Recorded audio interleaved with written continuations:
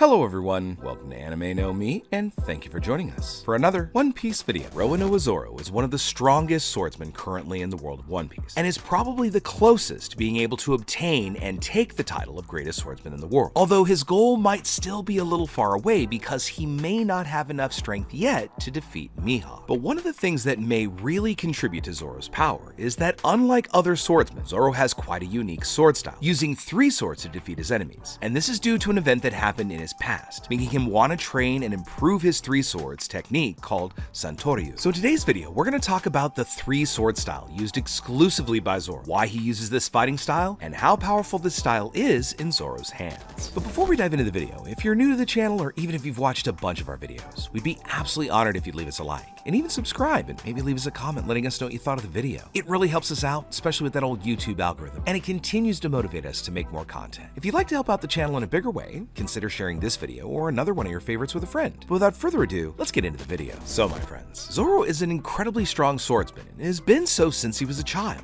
managing to defeat many adults with great ease from a very early age, no matter the size or the age of his opponent. However, there was one person who could easily beat Zoro anytime they wanted, and that person was the swordsman Kuina, daughter of the dojo master Kushiro. Now, despite being a woman, Kuina was quite skilled, being honestly the greatest swordsman in the dojo. Over the course of their many duels, Kuina won 2,000 different fights against Zoro, making the young swordsman never able to defeat his greatest rival. So Zoro then decided to develop his own style of swordplay just to defeat Kuina. Zoro created the Santoryu style, and as he told Kuina, if he used more swords, that would give him a better chance of winning. Because as we know, normally a swordsman might only carry 1 sword, and in certain specific cases, even 2 swords. But Zoro decided to innovate, using 2 swords, 1 in each hand and 1 in his mouth. But for the technique to really become powerful, Zoro would need to train not only his hands to handle the 2 swords, but also his jaw and neck and everything else to withstand the weight and impact of the sword that would be in his mouth. Zoro spent a lot of time perfecting this style of his, and training hard until he was finally able to use the fighting style during combat, thus thinking that he might finally be strong enough to defeat Kuina. After some time training the Santoryu style, Zoro challenged Kuina to another duel, but this time he wanted to use real swords to demonstrate exactly how strong he had managed to get through this new style of swordplay.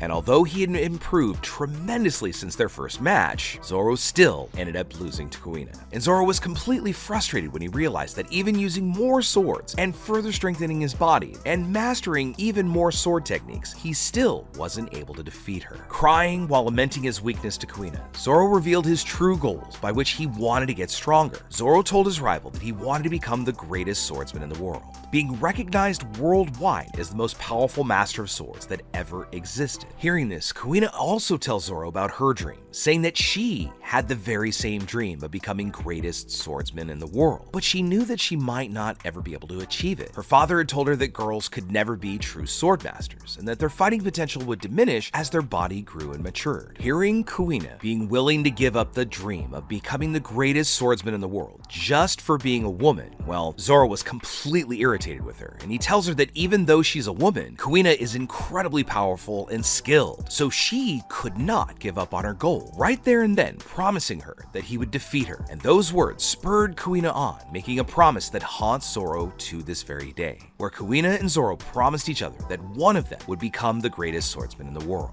Tragically, the very next day, Kuina suffered a fatal fall down the stairs of the dojo, making Zoro incredibly sad and frustrated for never having someone to share the same dream with again. Realizing that Kuina would never be able to achieve and fulfill her dream, Zoro took it upon himself to become the greatest swordsman in the world for himself and Kuina, and then asked Kushiro for his sword, the Wado Ichimonji, and then set to work on truly developing his pure 3-sword style. Now, the 2 swords that Zoro carries in his hands, he has constantly exchanged for stronger swords throughout his journey. But Kuina's, he keeps clenched between his teeth, and he's carried that since the very beginning of the story to right now in the current chapters in the story. After this event in his childhood, Zoro's main fighting style was Santoryu, unusual for a common swordsman, and even an experienced swordsman, making Zoro the only one to probably ever have utilized this sword technique, and he uses it in an extremely advanced way. By performing flying slashes with his 3-sword style, Zoro can create whirlpool-like attacks that have demonstrated the ability to not only capture, but also attack dozens of opponents at once. He can effectively use all 3 of his swords to parry attacks, and can even counterattack and attack multiple targets with the same level of of strength with each different slash, making it an incredibly useful technique for both single and multiple targets. Throughout his journey, we've seen how Zoro has been able to develop the Santoryu technique, but we've also seen that it's really incredibly difficult to master, and Zoro's really the only one who has ever fought that way, which might mean that no one has ever dared to learn this fighting style. Now, one could make a strong argument that certain races in the world of One Piece might be able to use Santoryu in some ways better than Zoro, because after all, he's just a human, and this technique requires the user to have immense jaw strength and facial muscles just to be able to hold the sword in his mouth, which has got to make this technique all the more difficult to learn. Yet Zoro has shown that he has little trouble dueling against opponents wielding more swords than him, particularly Hachan, who is wielding 6 swords, and Hyozu, who had been wielding 8 swords. But Zoro has never really seen this as a big problem, just a small obstacle in his way so that he can continue in his goal of becoming greatest swordsman in the world.